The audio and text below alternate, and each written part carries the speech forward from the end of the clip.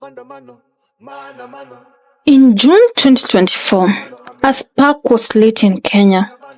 A spark that began as frustration, high taxes, corruption, rising cost of living, and quickly grew into one of the most powerful youth-led movements in recent African history. What started as street demonstrations over the finance bill became something bigger, a national awakening, a moment that pushed Kenya into the global spotlight.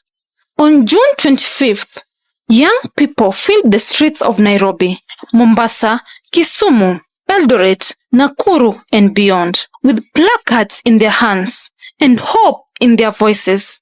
They demanded accountability and justice. For the first time in years, Kenya listened, not to leaders, but to its youth. But power never shifts without resistance. As crowds grew, tension rose. Tear gas filled the air. Arrests were made. Lives were lost. The cost was heavy, but the movement did not fade. Instead, it transformed. When marching became dangerous, the protest moved online. Twitter, TikTok, and Instagram became battlegrounds.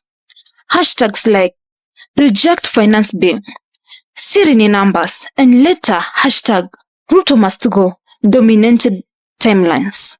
Young Kenyans documented events in real time. Not journalists, not politicians, ordinary citizens with phones as their voice. And as soon the world watched too, international media covered the unrest.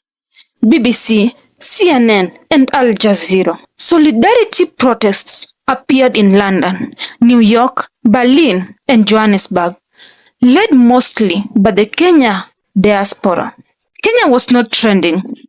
A local protest had become a global conversation.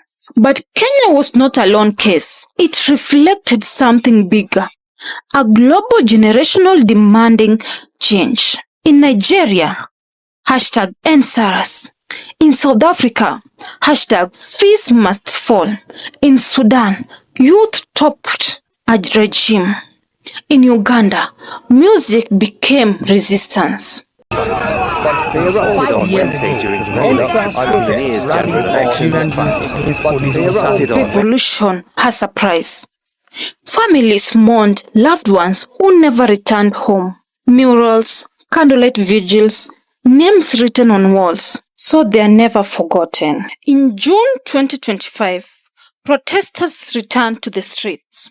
Not because everything changed, but because much still hasn't. The movement lives in murals, in hashtags, in conversations, and in every young Kenyan fighting for a better future. This is how Kenya's Gen Z protest became a global symbol of youth power, not with weapons, but with voices. Kenya stood up and the world listened.